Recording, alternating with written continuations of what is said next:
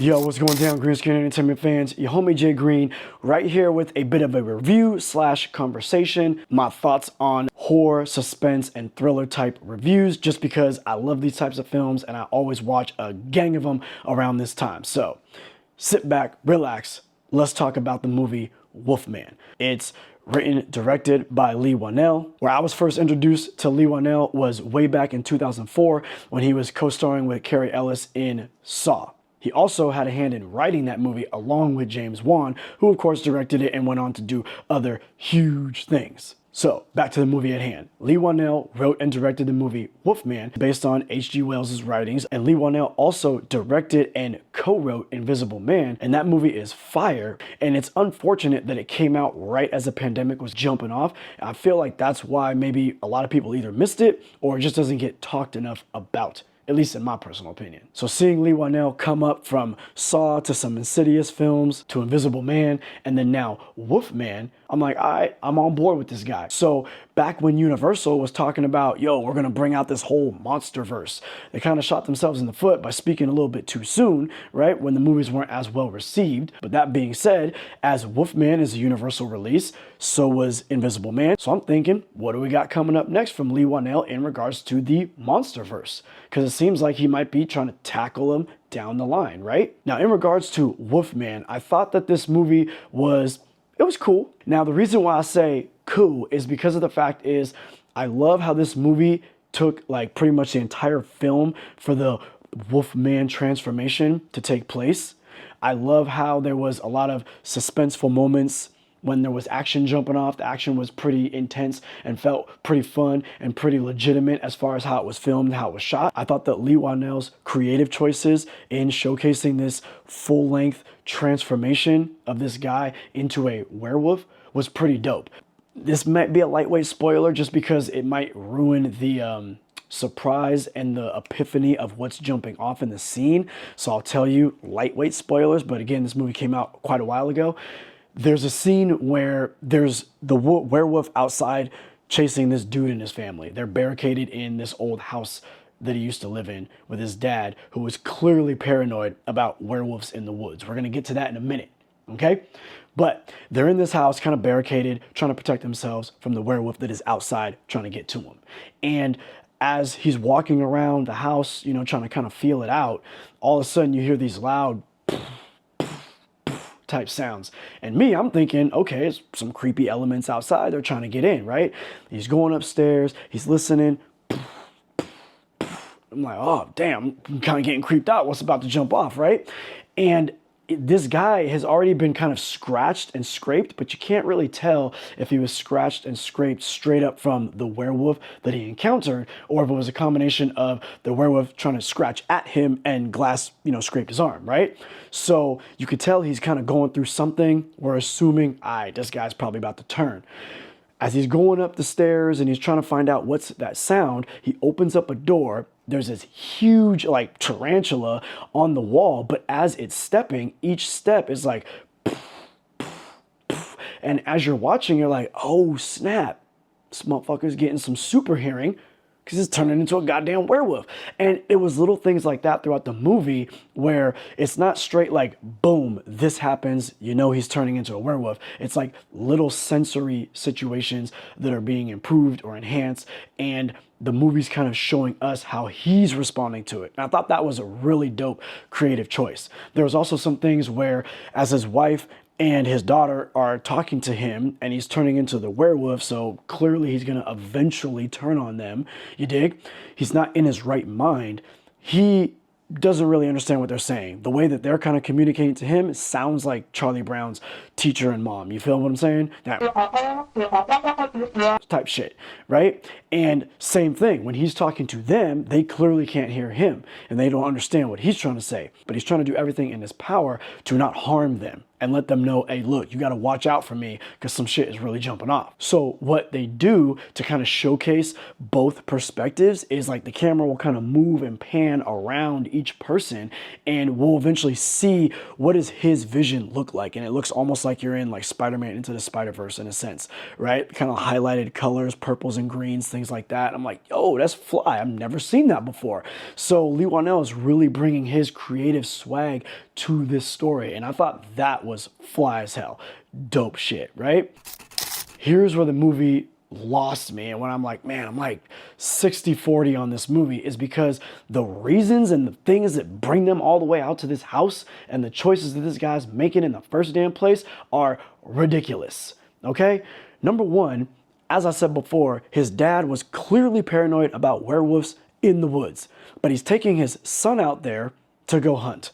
Now, if these werewolves are as dangerous as you say, why do you got your little son out there? I understand you're giving him a gun, but he's not as capable as you. When they show that scene in the beginning, it's pretty threatening. It's pretty creepy, right? That was dope though. But that just sets the scene that this guy knows there's werewolves in these parts, and they live right down the damn street. Look, I might not have all the means in the world to just move and pick up and get out lickety split, but let me find out there's a werewolf in my neighborhood, I'm fucking gone.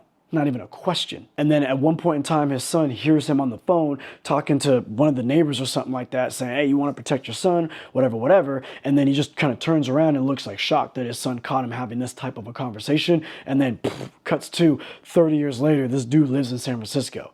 Now, here's where it's getting kind of wonky.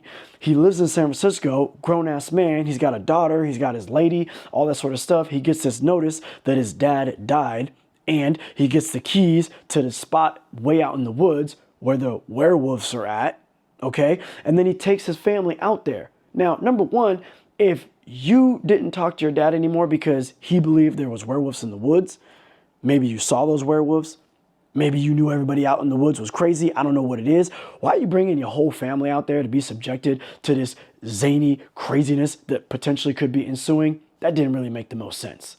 Number two, big spoiler right here, so watch out. Later in the film, we find out that, big spoiler, the werewolf that's after them is his dad. Oh my God. So if his dad never actually died, and no one's actually on these like dirt roads that they're driving through, and there's a guy like in a lookout tower and all this type of stuff, this place is so remote. Nobody comes down here. Postman figured it out. Policeman figured it out. Who in the F mailed him the keys and gave him the deed to the house? Who's doing all these things? If his dad is a werewolf, who's the lawyer? Did his dad send the keys before he fully turned into the werewolf because he wanted his son to come so he could turn him into a werewolf too with his whole family and they could have a whole werewolf family reunion? I don't know. It's very interesting to me how these things played out. Logic leaps are being made. But like I said, I'm about 60-40 on the film. Even with all those silly ass choices and ridiculous logic leaps that the film is making, I think that the creativeness to how they're showcasing him transforming into this werewolf, and I also think that the suspense that's played out through the film and the kind of different take on the guy trying to protect his family from the threat outside now has to protect his family from the threat inside of him. I thought that was pretty fly. So I give the movie a little bit of a pass. It's alright, check it out, mainly for the creative choices that Leigh Whannell takes and the werewolf little battle at the end. It's pretty fun. Now, another reason why I wanted to bring this up is because after I watched that, I had a hankering to watch Jeff Goldblum's The Fly. Now, that's an old ass movie. We're talking about the remake, not the original 50s movie, black and white swag. We're talking about David Cronenberg, Jeff Goldblum, nasty shit. Now, I've seen pieces of this movie before, but I've never actually sat down and watched all of it all the way through. And let me tell you, this movie is bonkers at times. I think David Cronenberg did a phenomenal job with this basic premise.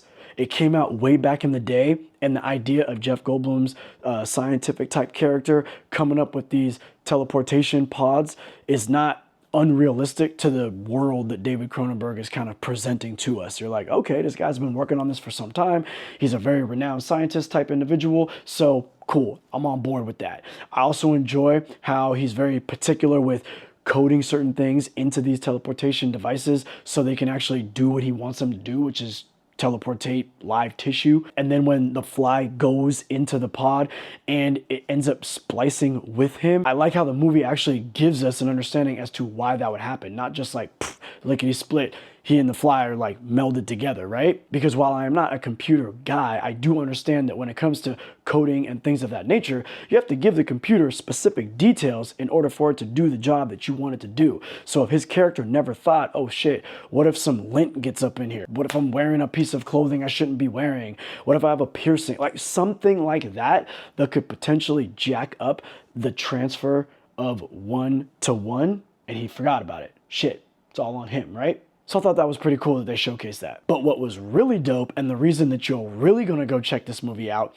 is because of the body horror. The reason why I'm mentioning The Fly right now is because I enjoyed how Wolfman was kind of a full-length film transformation. David Cronenberg and Jeff Goldblum do amazing things with this full-length film transformation of Jeff Goldblum into a freaking fly. And when I mean into a freaking fly, I don't mean like this dude's Baxter or whatever from Teenage Mutant Ninja Turtles with wings out his back flying around. I'm talking about a motherfucking fly splits out of this man's body and comes out talking about and doing all, oh my God, the shit that's jumping off when he's like becoming the fly dude. You know what I'm saying? Flies, they spit some kind of nastiness and it dissolves everything.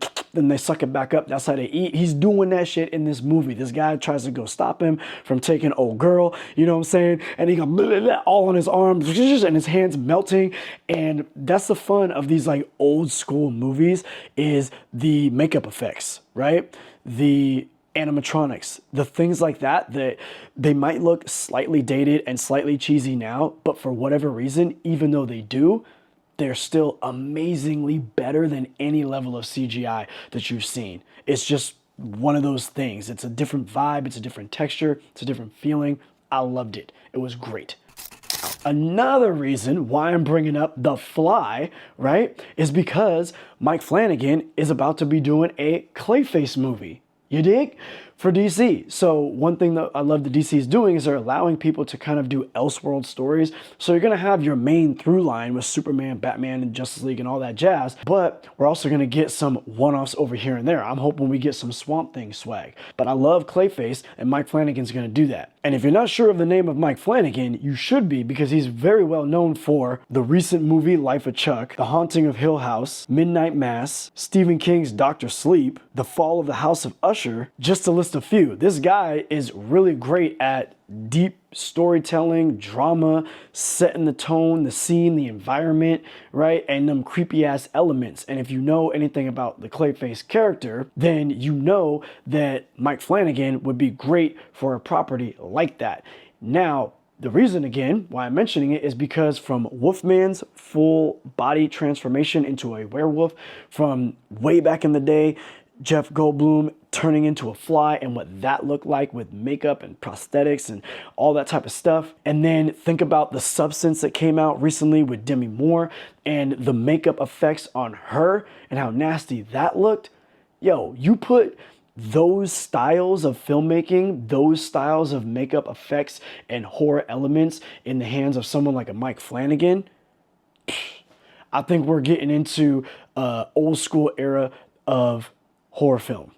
I think we're stepping back in to the real. Yes, there's a lot of streaming shows and movies that are using the volume and they got the screens in the back, but follow the right type of directors, the right type of writers, the right type of creators, and we're getting some very unique, some deeper story elements than we might usually get for some of these more fun monster type properties. Yo, I'm here for this. So excited for this Halloween season and what we got coming up and what's in the future. So anyways, to wrap it up, Wolfman, I give it about a 60-40, 60% great because I liked the creative choices that Leigh Whannell made. I liked the look, the swag, the suspenseful elements. The acting was cool. It was fine. But the logic leaps that this family is making, mainly by part of the husband, didn't make any damn sense and often took me out of the film. but I still say you should check it out because I think Leigh Whannell is a quality writer-director. Because of that body horror, it made me think of Jeff Goldblum in The Fly and David Cronenberg and what he's all about, which is nasty, weird shit. And I think that this Halloween season, if you've never seen The Fly, and even if you have, but it's been quite some time, throw that movie up on that Amazon Prime, or if you got the Blu-ray, pop it in because you will be so entertained. Like I said, this movie gets bananas. And then those two films and their body horror just give me an optimistic look at what we might get from Mike Flanagan in regards to a Clayface noir film, is what he's calling it. I'm so here for this. Yo, if you're a fan of Halloween and you love watching scary movies, thrillers, suspense thrillers, things like that around this period of time, comment below what your style is. Are you a slasher person? Are you a psychological person? Are you a supernatural? Maybe I'll get some movies on my review list that might appeal to you. Yo, your homie, Jay Green, I'm out.